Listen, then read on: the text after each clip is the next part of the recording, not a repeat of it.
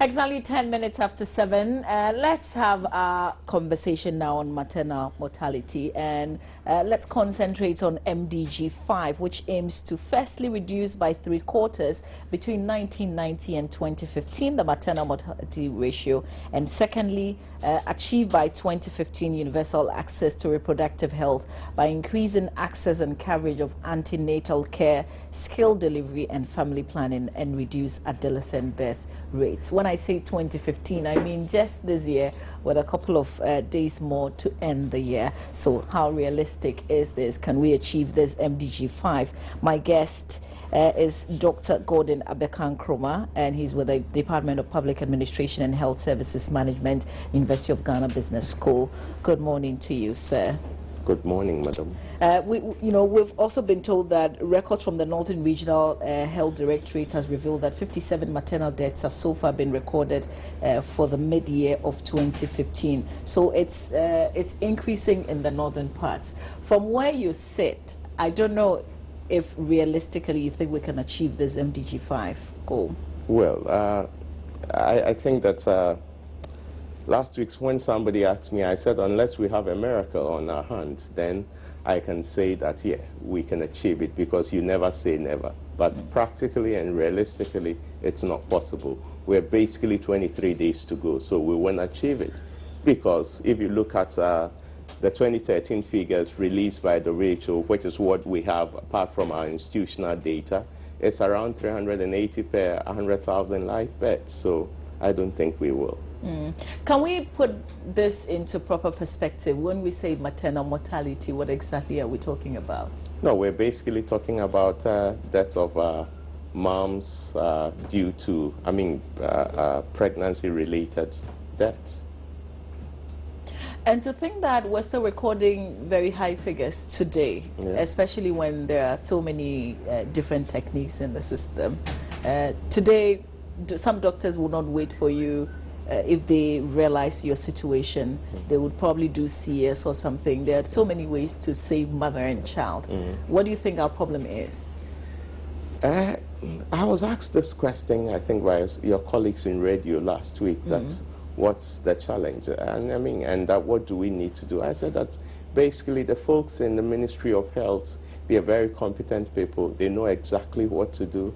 And in terms of the kinds of interventions that we need to put in place to bring this to, an acceptable rate, everybody knows, a standard across the world. Ensuring that consumption and uptake of reproductive health inputs are pretty good. And then you also need, at that level, you're looking at basically micro indicators. But at the macro level, issues of poverty, because it affects nutrition, infrastructure, availability of health facilities, road networks, and things like that. So it's kind of a complex array of things that you need to do. But I don't think that it's what do you call it, space science. They are pretty simple, and we know what we've Maybe got to it do. Sounds simple, but if you're talking about road network, you're talking about infrastructure, that's a big deal for us here in Ghana, because it means a higher authority must put that in place, and that could take a very long time. Yeah, the way I look at this is sometimes when people talk about issues of maternal mortality and what we've got to do, people are mostly referring to the immediate cause of death. So, and I think that across the world, hemorrhage is possibly the biggest cause, but that is the immediate cause. But I don't think that those are the things we want to be looking at, because we want to look at the broader macro level issues that result in some of these things. Yeah, so I do agree with you that if we are talking about infrastructure, it's a big deal. But I think that if we are committed and we think that that is important, then we've got to prioritize our resources, because the countries that have achieved very low maternal mortality rates, like 2 deaths per 100,000 live births, 3, it's commitment to making sure that women get pregnant, they go to the labor ward, and then they come back, and you don't turn an expectation of joy into a sudden sadness. So I guess it's commitment from the people who own this country, and then also the people we've given the mandate to run this country. So I guess that's, because point is, if you get into the literature, this is known. It's not that we need to go and do any new study to find out what to do. We know exactly what to do. So for me, once we know what to do, we've just got to do it. So why are we not doing what we know we have to do? Well, I would say that's $100 million question. It's difficult for me to answer, because if it's about, for instance, last week we were talking about, okay, so you put chip compounds all over the place, which is fine, well equipped with emergency obstetric equipment and things like that, that is fine. So if a woman is in trouble, the road that's you're going to use to get to the hospital, is it in good shape such that they can get there at the right time? That's a problem. Is the woman educated enough to make the decision to go to hospital at the right time? Because in the literature, definitely, they will basically tell you three things. They call it the three lines of delay. So that is delay in making the decision to go to the hospital. And when the woman makes the decision, or when the family makes the decision, the delay between the time they make the decision and when they get to a health facility, normally, measured by access routes. And then when they get to the facility, delay for healthcare officials to take the necessary actions to save life. And basically, these are the three things. So for me, it comes back to, again, what I think is its commitment. Because I was just giving an example that if you look at, let's say, a country like the United Kingdom, it takes you maximum 20 minutes for an ambulance to reach you to get to the nearest facility. You know, when you're talking about the roads and how long it would take you to get to the facility, I was just thinking about the ambulance. How about an ambulance coming to you with the right people in the ambulance to, you know, to give whether first aid or, you know, that kind of, can you sit at home today and call an ambulance when there's an emergency and expect that the ambulance will get there in good time to carry the person to the hospital? So that's part of it. So for instance, I would say what prevents us as a country for saying that we designate part of our lanes as emergency lanes, and we ensure that those emergency lanes, there are strict rules regarding them. Because there are times that I've been in traffic and ambulances are having their sirens on, and normal drivers will not even give them the opportunity to pass. And everybody forgets that ambulances are special vehicles, and whenever they put on their sirens, it means that life is at stake. Well, the reality sometimes is that you have nowhere to go. I mean, you are sitting in traffic and the ambulance is coming. Where do you go? Yeah, but my point is that if, for instance, we have an emergency lane that nobody uses, then we're not going to get into this chaos. So that's why I say it might be a very simplistic way of looking at this, but I think that it all comes down to whether this is a priority for us. What do you think, is it? I don't think so. Maybe we say it's a priority, but I think that our priority should be demonstrated by our actions. The way we act would let us see this is a priority. That's how I see it. You know, at the launch of St. Ghana's report, there was also mention of enough allocation to the sector. Isn't it a different thing if we hear, oh, maybe 2 billion has been allocated to the sector and what that money actually does? Because I kind of feel we should be looking at what the money has been used for instead of the amount of money that's been allocated. What do you think? Yeah, I mean, I guess you're right, but I think that first things first, you first of all want to look at the aggregate amount that is being allocated, because you think that all things being equal, if you have a bigger amount, then you have some kind of leverage in terms of doing stuff. So I don't think that there is a problem looking at the aggregate amount. But then I also think that it's important looking at what we do with that amount. I heard you talking about 2 billion. I mean, I don't think so, because just yesterday I was scanning through the 2016 proposed figures. And if you look at the health sector and you look at what you call goods and services, because this is what you're actually going to use for production, okay? So in the context of issues regarding reproductive health, actual production of services, okay, would be based on this amount. And I think that is a little bit over 3.6 million Ghana cedis. Okay, it's not billion, it's a little bit. No, the 2 billion I said was just an example. All right, yes. It's a little bit over 3.6 million Ghana cedis. And that, I guess, is not even enough to acquire vaccines. And vaccines also has something to do with reproductive health, because the point is that if kids are not inoculated, okay, then it has effect on them. So, for instance, if you have girls in there, or because even women themselves will have to be inoculated during pregnancy. And so if that is not done, there is the possibility of some kind of complications with a child, and it can result in something else. So if this amount cannot even acquire our full requirement in terms of vaccines, which is very, very, very essential, so what then will be left for other things? Assuming we are not even buying vaccines and it's purely for the production of goods and services, that will not be enough. So where do they get the money from? Then what then it means, in my best guess, will be that it will have to come from what? Donors. Donors, but donors have stepped down their contributions. If you look at, I think, somewhere from 2008, okay, and then especially when we got into the so-called tag of middle income bracket, they've stepped down their inflows, and so most of it will have to be coming from us. So the shortfall would be accounted for through IGF, and IGF normally comes through either the National Health Insurance or out of pocket. And we know what is happening to the National Health Insurance. So you would have a situation where people would have to pay.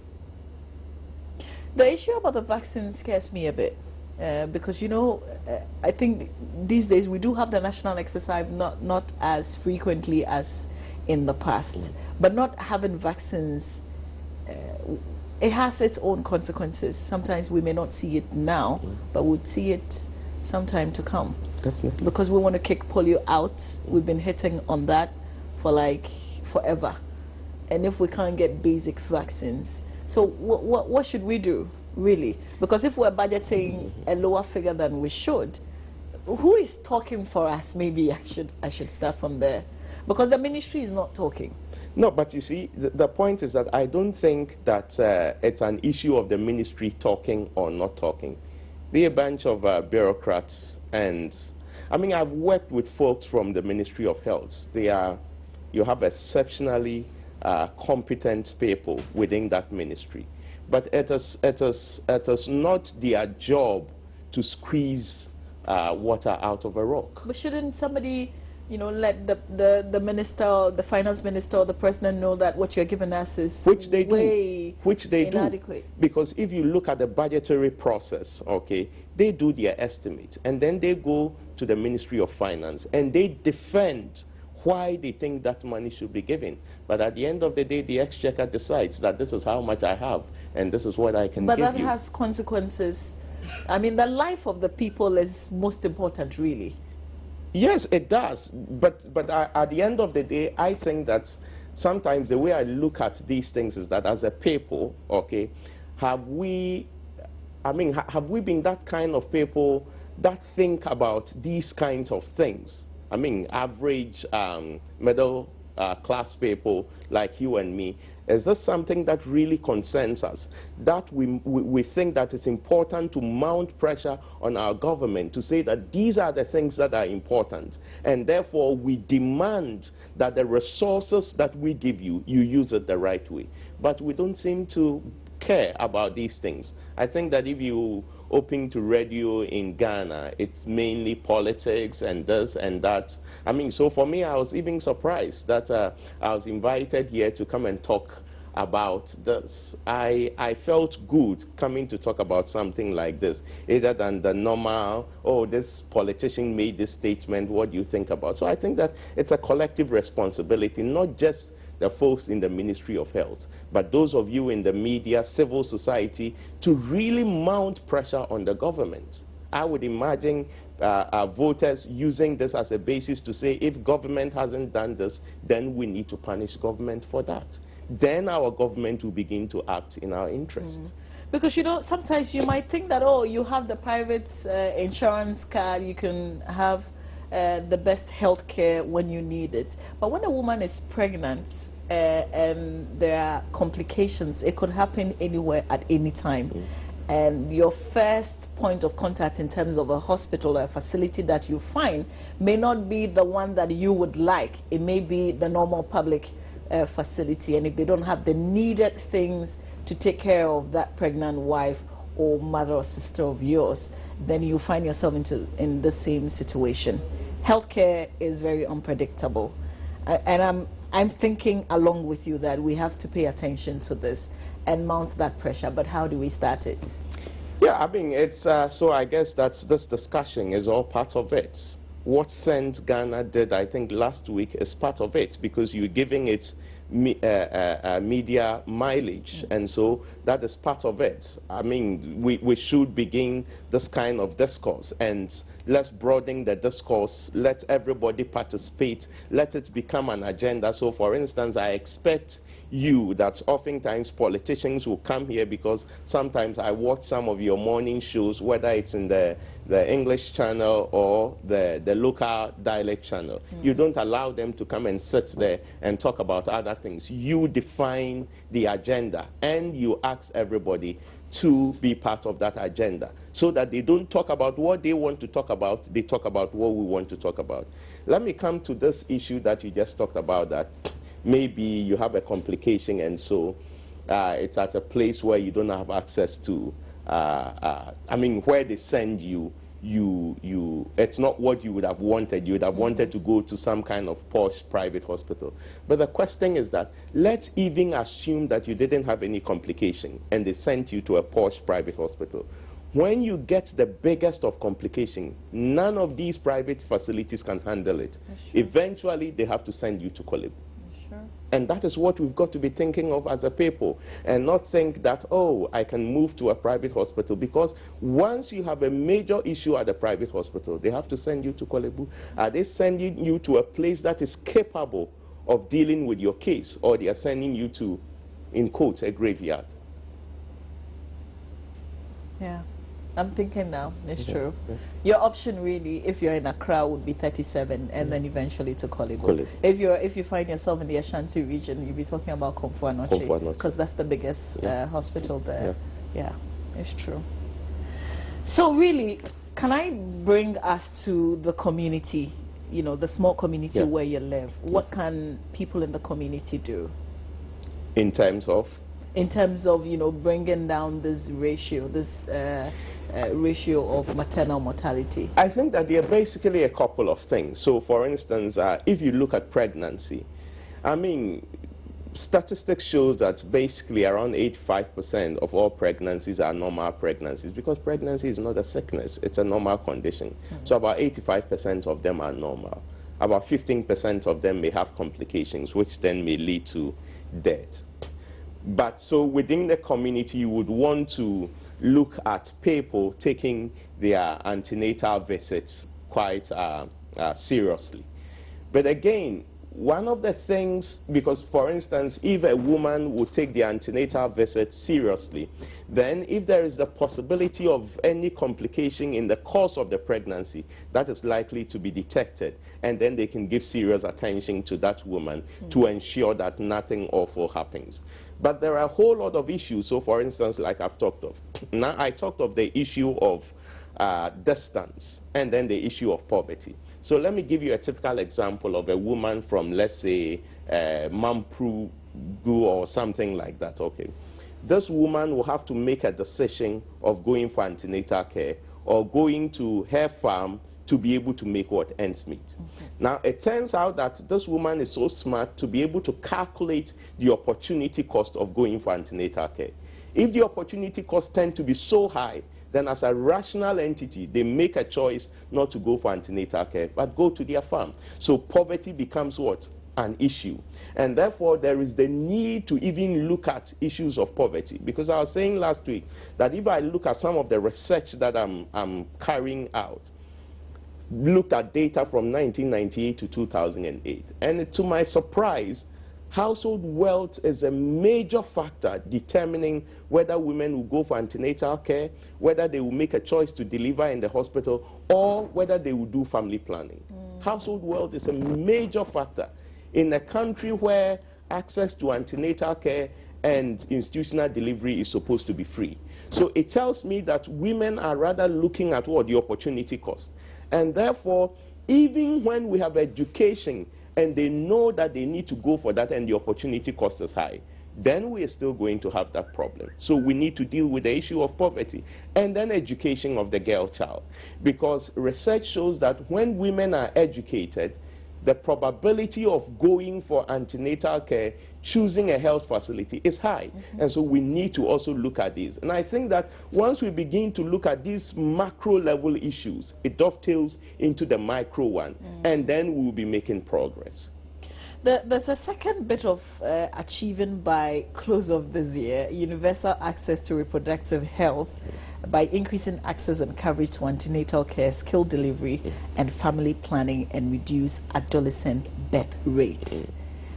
How achievable is this? I mean, what I would say is that everything is achievable. If you look at it depends on the resources, the investment we put in there. Now, the kinds of things that you talked about, so for instance, if you look at antenatal care, whether it's 1 visit or 4+, which is the most important, because by WHO standard, at least you're supposed to do a minimum of 4 visits. I think that currently the rates are very, very high. I think that it's around 84%, which is very high. Now, if you look at deliveries in health facilities, it's actually very good, because I think that 2014 figures show something around 74% in Ghana, which is also not bad. Now, if you look at consumption of family planning commodities, I mean, here when I talk of family planning commodities, I'm looking at modern family planning. Okay, the figures are not that encouraging. Okay, and so that's where I guess that we need to invest a lot more resources. And again, it's important to understand that if we can up that rate, then that in itself also reduces the number of unwanted pregnancies and therefore the probability of even having complicated pregnancies on our hands. And so all these areas are important. Already we've done extremely well in the area of antenatal care, skilled delivery, and things like that. But family planning is an issue that we need to concentrate a lot more attention. But that's also, you know, the issue of family planning is also a bit surprising, because we've made a lot of noise about family planning. Yeah, we've made a lot of noise about family planning, but I also think that one issue that we've got to deal with is the issue of culture. Okay, so for instance, if you look at, let's say, women who are married, okay, uptake of things like, let's say, condoms is very, very low, because they need to negotiate with their husbands for their husbands to accept that they do that. And so the other alternative is for them to go for other options like implants, pills, and things like that. But there is also some kind of belief that these things causes what? Infertility. And so women who think that they are not through with the number of children they want are not likely to go for that. And again, if you look at Ghana, if you look at desire of families for children, it's very high, because in Ghana it's around 4.2 children per family, and which is pretty high. And so that's the issue. So in as much as we've been educating and a lot of investment is going there, because it's got to do with culture, and culture is difficult to change because they are sticky and part dependent, and so it takes a very long while to be able to change people's perceptions. Do we about need these things. a new strategy in approaching this? I mean, when you talk about new strategy, sometimes I think that we are too quick in wanting to go for new things rather than trusting in what we believe works. Because I think that the strategies that are being adopted in Ghana, they are basically the strategies that have been adopted somewhere and they've worked. And so I guess that we can stick to that. But what we need is to ensure that there is a lot more investment. Again, it's also an issue of poverty because most family planning commodities are for sale. But I don't think it's so expensive, that one cannot, really, if you want to afford, you want to be able to get it, you will be. No, but you see, let's look at it this way. You are saying that if you want it, you can afford. I think that if the two persons agree that this is what we want to do, I mean, you can definitely save up some money and then get it done. Yeah, that is true. But the point is that the people who need this are oftentimes not people like you. Because somebody like you, you go to school, university, probably you either have a master's or you're looking to having a master's. And so it even delays the issue of what childbirth. The guys who are having a lot more are those in the rural areas. And for them to part with, let's say, 5 cedis or 2 cedis for a condom or a pill, that's a lot of money. Should women, this is a bit controversial, should we do the education such that women will be independent-minded when it comes to family planning? Because, let me explain. The methods, the women have a lot more option or variety. If a man wants to do family planning, unless they stick with the condom, which a lot of the married men don't like to use, or they use the permanent methods, which is not a good option for them because you never know when you want a child again. Yeah. So I'm saying that because the women have the variety, they have the option of choosing different methods, maybe the women should begin to make that decision of planning for the family independently. Well, that would be amazing. But again, it's also the way our social structures are constructed, okay? And so, yes, you can sit here and say that the women should make it independently, but the social structures are constructed by masculine, and there is some kind of what I call masculine hegemony. And so that decision is not the decision of the woman alone. And so women need some kind of help.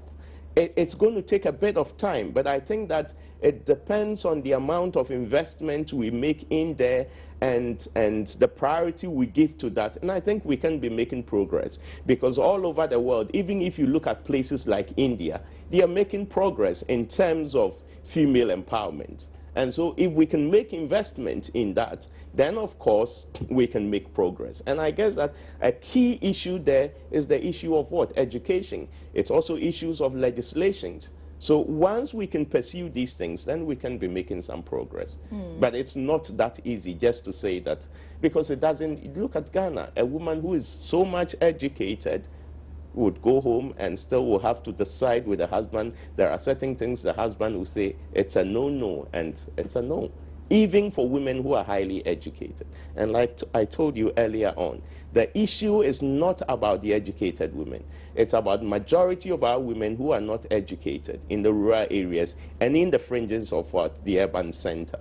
Those are the guys who have these problems. Are we educating the men alongside? Because, it's very clear women cannot make that decision by themselves. So if the message is going to both the men and the women, then perhaps there will be a better understanding. Yeah, that should be the appropriate option. But I think that, again, because of issues of, I don't know whether I should say it's issues of culture or not, but I think by and large, that is what it is, or that is how I see it. So, for instance, how many Ghanaian men go with their wives for antenatal classes or even for antenatal visits? Because I remember that back in the UK, I had to go with my wife every visit for antenatal care. The government even organized antenatal classes for me, paid by the government, for me to go and sit in that classroom to learn about that so that I can help my wife. So it's important to include men, but I think it's going to take a while because of cultural issues. But again, like I keep on saying, if it's a priority and we're investing in that and including men in all these things, then they would get to a certain level of understanding, and then they can also help their wives in terms of, or they can understand their wives in terms of the decision making in that area. As difficult as it may sound, planning and arranging, okay, we'll have a child now and have the next one maybe in the next 2, 3, 4 years, that should be, you know, like acceptable. Everybody should believe in that, because who doesn't want to plan? And yet this is the one that is also receiving not, you know, a lot of people not opening up to this. It's a bit worrying. Yeah, I mean, I think that you should also look at it once again as a society and how we put certain things in areas of secrecy. I mean, as we're growing up, now things have changed, but as we're growing up, our parents, one of the things that they would consider as taboo in the house is talking about issues of sexuality. I mean, they don't talk about, if you ever said it, then it means that you're a bad girl or you're a bad boy. Okay, so it comes to those kinds of things. But I think that education, once we can educate people, when I talk about education, I'm not only talking about formal education. Once we can invest a lot of resources into educating families about the essence of planning our families, its effect on our finances, its effect on the women, its effect on even the next child who is coming, then people can understand these things and then make the choices. Sometimes it's also the issue of information, because we talk about it, how many men have the kind of information that we're churning out here. And I guess that people aren't stupid. Once they have the information and they are made to understand that this is in their best interest, I guess that the broader majority of people are going to make decisions that will be in the long-term interest of their families. Well, if you've got a comment or something you want to say based on this conversation, you can do so via WhatsApp on 0560 800,000 0560 800,000. This message is quite long from Mohammed from Tamale, who says, I agree with what the doctor is saying, but in the north, especially Tamale, the young nurses are so harsh on pregnant women, so neglectful, and above all, insult. So it discourages a lot of these women from attending ANC visit. Look, as a challenge I'm throwing to Joy News, just conduct a customer satisfaction survey in Tamale Teaching Hospital, Central Hospital, or any other hospital in the capital, and you hear a lot. Also, these maternal deaths are mostly from the regional capital, or because the attitude of nurses, or because of the attitudes of nurses in our hospitals. It is not at times the lower number of nurses, but the attitude. Mohammed from Tamale seemed to think that the attitude of some health providers does not encourage women. I mean, I will not disagree with the sender of the message. I mean, it's a general issue of customer service within our country, where you walk to a place and people think that you're doing them, they're doing a favor.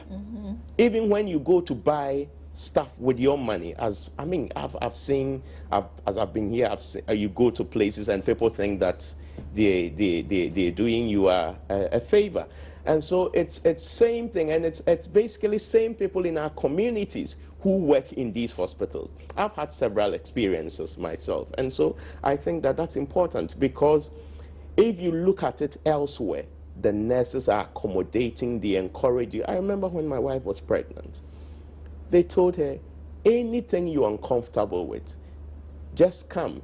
If you think you can't come, just give us a shout and the ambulance will be there to pick you. And so I think that that's also an issue, and it's in the ambit of the Ghana Health Service, who needs to train and retrain their staff. Sometimes in the public sector too, people don't get it that they are selling a service. If people can begin to think that they are selling a service, like you go to the bank and the bank thinks they need your money, then I think that attitudes will change. But I can also think that there are some wonderful nurses that have come across in this country who know their job and who are passionate about what they do. Sure. This one from Joseph in Navrongo says, is education a way of practicing family planning? Maybe he needs more. It's education. A way of family planning. Well, I won't say that it's a direct way of family planning, but it's a natural consequences of education, because all things being equal. Let's say if you do primary education and then you go to JSS, and from JSS you go to senior high school. By the time, with the current arrangement, by the time you finish senior high school, you're about 17. And right away you move into the university. You don't have too much time to be doing things like that. So the opportunities to engage in activities that is likely to result in pregnancy are minimal. And so it just happens that childbirth would be delayed. Okay, so it's just a natural consequence. It does not mean that the mere fact that you are getting education means that you will not be getting pregnant. But of course, the other side too is that with education, you have access to information. And because you have access to information, you become more efficient in terms of what? Production of reproductive health. Here's another message from Bogolo, from the Jomoro district. Says, Mamavi, the problem we have about such mortality is about the attitudes of the nurses and their numerous extortion. There's another angle that's just come through. But, you know, with regards to education, you find also that there are girls in school who get themselves pregnant.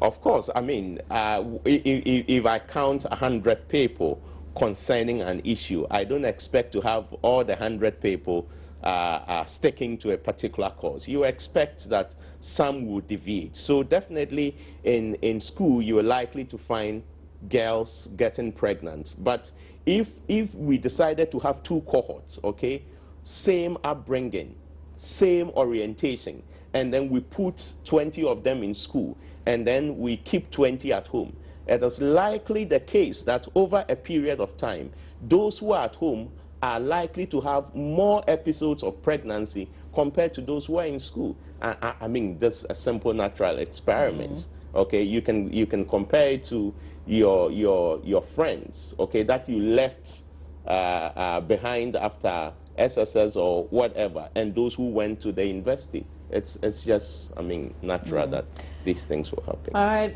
I'm sharing more of your messages. This one says, I agree with Dr. Beka. I work with an NGO in Gas South. Please, it needs easy women, okay, can't afford to do family planning. Women deliver in competition as they are rewarded and celebrated on the 10th child. So this is happening in Gas South. And which is right here. Celebrated like you have 10 children, so you're celebrated on the 10th birth. Absolutely. Like, what does that mean? No, I mean, if I'm looking at it in the context of Akan culture, I don't know whether you've heard this before. They call it bedu drying. That's like sheep slaughtered for the 10th born. And so once people are celebrated and they are honored in that fashion, then that in itself is some kind of what? Incentive, and they become community heroes. So why not? And this is rooted in culture. Yeah. And it needs a lot of education, encouragement, and incentives to be able to push this away, because people are very passionate about their culture. So maybe when I talk about the new strategy, perhaps the new strategy should be, instead of targeting these women directly, targeting those who are celebrating, those who are giving birth to 10 children. Well, I would not say it can be a multi-pronged approach. It's not just about not targeting the women, because the women also have some kind of contribution, because here we're looking at things at the individual level, we look at things at the household level, and then you look at things at the community level. So a multi-pronged approach which looks at the individual characteristics, and we find policies to kind of moderate these individual characteristics. Then you can also look at household effects. So household, what are the issues? Issues of income, issues of religion, because in Ghana, religion is an issue of the household, not necessarily just an individual. And then you can look at issues of the community, where we can talk about these issues of bedudrai and things like that. So it's got to be a multi-pronged approach. Sure. This is from Raphael at Tefi Atome. Hopefully I got that right. He says it's very pathetic that our pregnant mothers are not given priority by governments and even all the stakeholders in general. We tend to allocate so much money for MPs and ministers' bungalows and V8s rather than a passionate effort towards a drastic reduction in maternal mortality rates in our country. You end by saying, God help Mother Ghana. Thank you, Raphael, for your message. This is from Mohammed Astro in Damongo. Says, I respectfully agree with what the doctor is saying, and that is exactly what the Larabanga Health Center community nurses are doing. These nurses do visit homes to see the pregnant women. Thank you, doctor, for the education, he says. Mohammed Astro, Damongo, Larabanga Health Center, sending us that message. I'm Grace. Okay, this one says, hello, good morning. I agree with the doctor, but the problem, I want GHS, okay, so the Ghana Health Service, to deal with pastors and churches who are against family planning. I'm Grace, a nurse in a chip zone. Okay, wait. They are very short. In a church zone, the churches... Chips. Chips, Yes. okay. The churches are the problem, pa. Okay, so I guess this will be from experience. She says the churches and the pastors who are against family planning could be a big problem. Yeah, so you can put this under the big ambit of culture. What is church? It's religion. Religion is about what? Belief systems, the way of life of some people. And so definitely that can also be a problem. And churches are located within communities. They are located within households. So as we begin to target households and we target communities, in terms of trying to change orientations, the churches could also be part of the focus. Because once a pastor comes to say something, sometimes people take it as that is it, and it cannot be challenged. And there are pastors who say things that are not scientific, but people believe them.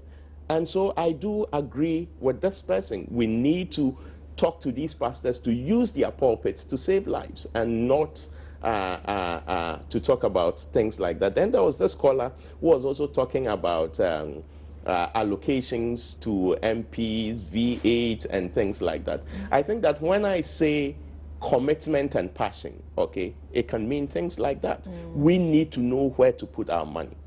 Sure.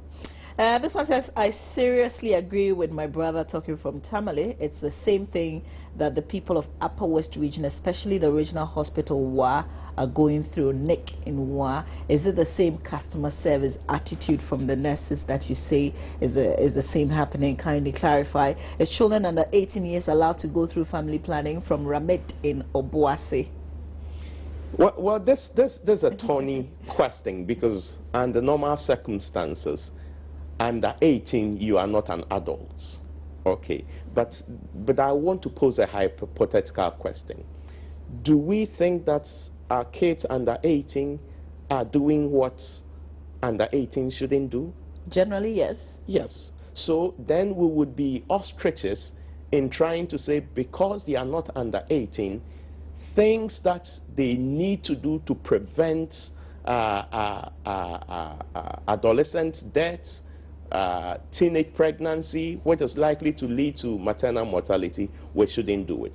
I mean, I'm a Christian, and I would definitely say that I would want to opt for educating or talking to young ladies about the need to wait and marry before you have sex. But the point is that the fact that I believe that doesn't mean that people are not doing it. So if they are doing it, then as a society, we are better off ensuring that we engage in activities that at least will minimize the losses.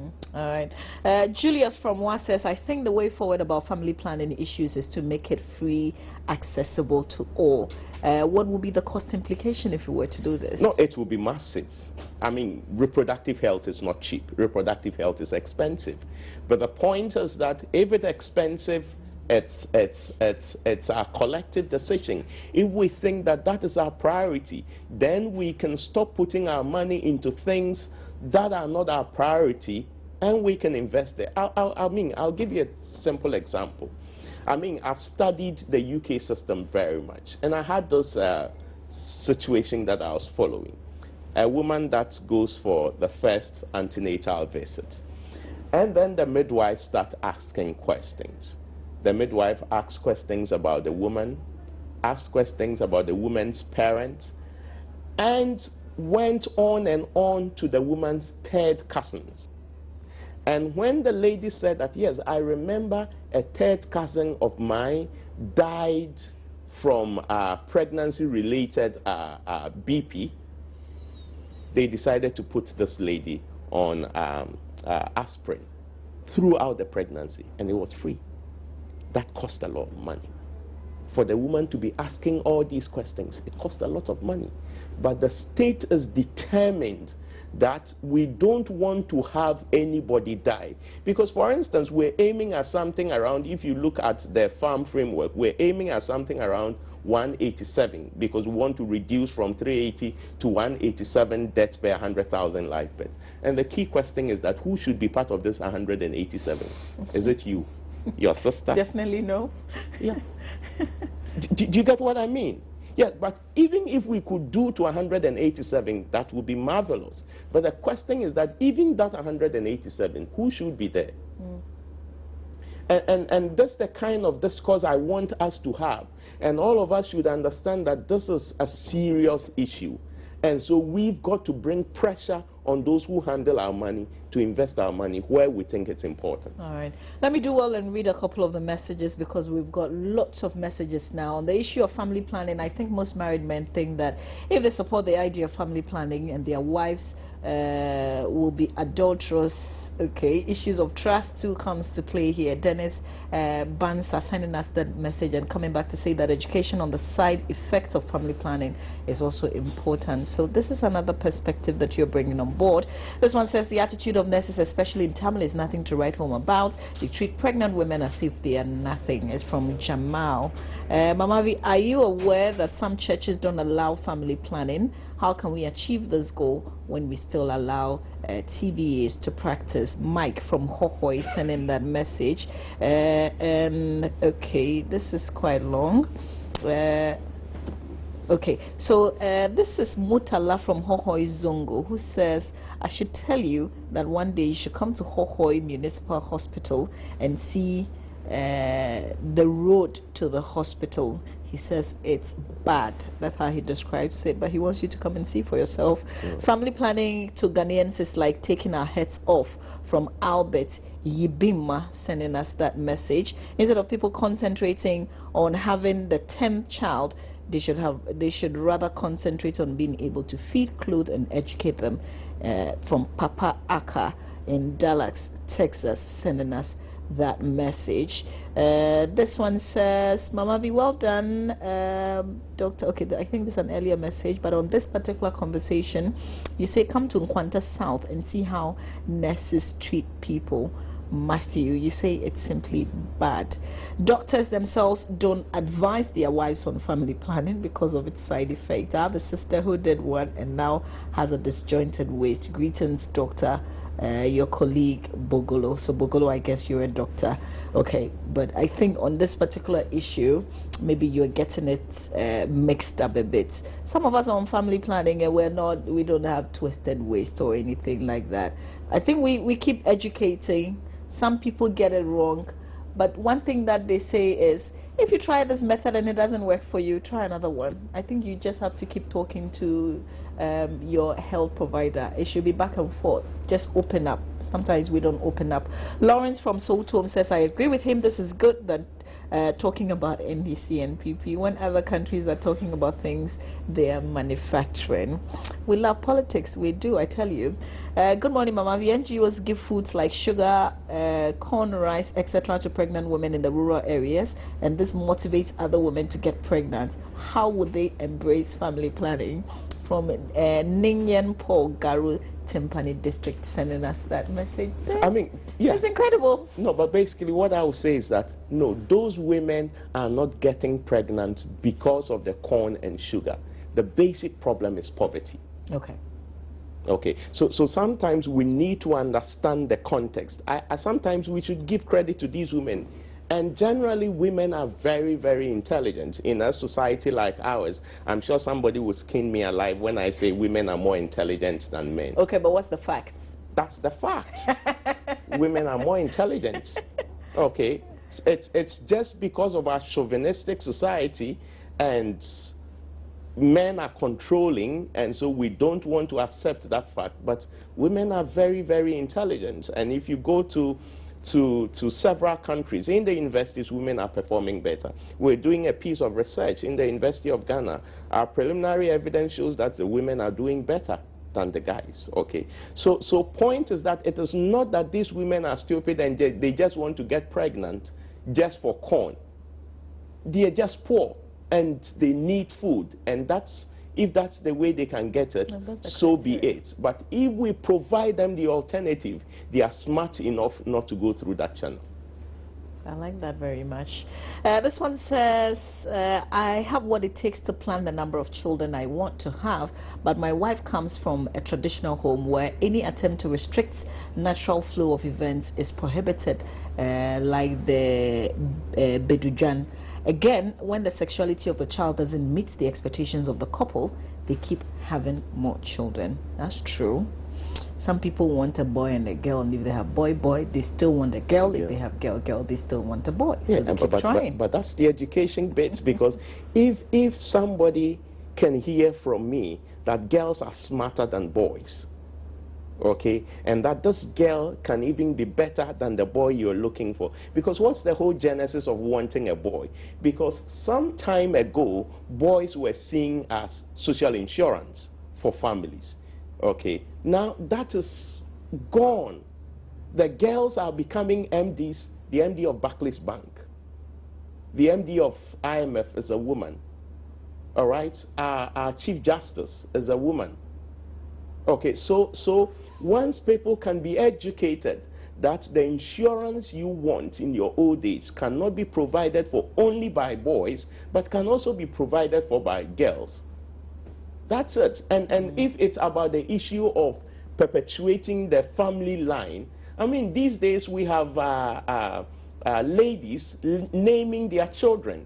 Men are allowing their wives to name their children. So I think that it's issues of education and exposing people to where our society is going. Then they can get off all these old-fashioned ideas. Sometimes, surprisingly, it's some of the exposed ones who also try and do the boy-girl thing, the boy-girl stuff. But you see, exposure, yes. Ordinarily, you would want that exposure would change people. But the point is that it is not just about exposure. It is what is deep-seated. And whether that exposure is enough to ruffle what is within. Sure. So I guess that's what, because you can have highly educated men who beat their wives. Yeah. True. Yes. So education hasn't changed what is within. Sure. That's how I look at it. Okay. This one from Richmond in Bumprugu says, Mama V, the birth rate in Bumprugu is getting too alarming. We need more education. And I have to quickly do this now. Attitude of nurses also counts, but I think home visit should be a priority of the nurses. Prosper from Wa says so. Mohammed Astro Ndamongo again. Okay, I think I've read your message. This is Abba who says, I agree with what the doctor is saying. Come to a place like Obuoho in the eastern region. Pregnant women are carried on motorcycle to access health care. Obuoho, I guess is what I'm supposed to say. Equalizer from Boko says, family planning is doing a great damage to our society. Sometimes the child who is coming to save the family falls around 5th and 7th. So don't interfere in God's work. That's the twist we're talking about right there. Timothy from Nadoli Upper West says, from my experience, people leave Wa Regional Hospital to Nadoli Hospital simply because of customer service. Attitude of the nurses and doctors in that hospital is good. Thanks to Doc for his education to Ghanaians. Latif from Salaga says, Doc, thanks for sharing your vast experiences with us. We need the likes of you on TV more and more times, you add. Mama V, what has become of the free maternal and the 5 children policy? Good morning from Imoro, who is a journalist, sending us that. Alhassa Mara in Yendi says, I think education on family planning is important. Well, whatever you say, okay. All right. I'll come back to that. This one says family planning is the main cause of the widespread of HIV/AIDS, especially among the young girls unmarried. From Said Zebala, don't know on what research, based on what research you're saying this. Ghana government didn't think about the family planning because USAID is providing the financial aid for it. Come and see. Okay, I'm not sure I get the message quite clearly. Selby in Dunkwa or Selby Dankwa. Please clarify that for me. Seidu Abudu Jr. from Labadi says, please tell the expert. Okay, so you think that Ghanaians can no. Okay, so you said that we can afford the family planning tools. We don't just want it. That's what Seidu Abudu Jr. from Labadi is saying. Okay, please tell Mahama to bring your money. I'm not sure where you're going with your message. I'm proud of you. Abekan Kroma from Bright in Takrady. Maybe somebody that you know, perhaps. You have showed maturity by educating me. The satirical issues. Okay, this is from our earlier conversation. We'll definitely come back to that. Anabi Issa in Kukum on the website. Roland will definitely come back to that. Thank you very much. How many more minutes do I have, Fred, so that I'll know whether to read more messages? Doc, is family planning the way out or effective life planning? From Cedric Jr. in Joje. I mean, once you say effective life planning, that's a bigger issue. But definitely effective life planning will have somewhere in there family planning. Because if you want to be effective with your life, you would want to look at how many kids you want to have. Because based on your goals, maybe you want to have one, maybe you want to have two. So I would not say that they are mutually exclusive. They are two things that work together. Because as part of planning your life, you want to plan concerning your own wife, that is if you want to marry, and if you want to have kids, you also want to plan about that. So I don't think they are mutually exclusive. Okay. So Selby comes back and says, come and see how I chase pregnant women in my village to attend antenatal. Okay, that's really good. Selby from Dunkwa. I guess a time will come when you would not have to chase them. So in wrapping up this conversation, you know, based on all the feedback, the comment that we've received, what would you say? No, I mean, I guess that it confirms the fact that, because look at the comments that are coming. People are interested in this kind of conversation. It's just that we've not given them the opportunity or provided a platform for them to engage in this kind of discourse. So one, I would say that they are interested in this, and people like you who have the platform to be able to change our society, let's begin to balance the discourse and begin to look at things that are important to our society. Again, it also shows that our people aren't stupid. They know what they want. And you see, a broad majority of the people are commenting on it, which means that they have interest in this. So I think it's about engaging our society, hearing a lot more from them, and you would be surprised that if, for instance, let's say tomorrow you pick about a related issue like nutrition of children, people would be engaged. And then when it comes to issues of deciding about their MPs, about their DCs, about their president, these are going to be the measurement for deciding who they go for. Then, by and large, it changes our society. Sure. All right. There's a message here that I want to end with. You know, backing the fact that we need more education on family planning, particularly the side effects, because you say your wife goes through a lot and she would not agree on family planning. I get your point, and we do the education all the time here on our show, but I guess the message is let's do more of it. But Dr. Gordon Abekan Kroma, I'm grateful for your time. Thank you so much for being here. Thank you. And for sharing your thoughts with us. He's a senior lecturer, Department of Public Administration and Health Services Management with the University of Ghana Business School. That will be it for my banner today. Stay on. We've got AM Talk coming up with Roland Walker and his guests.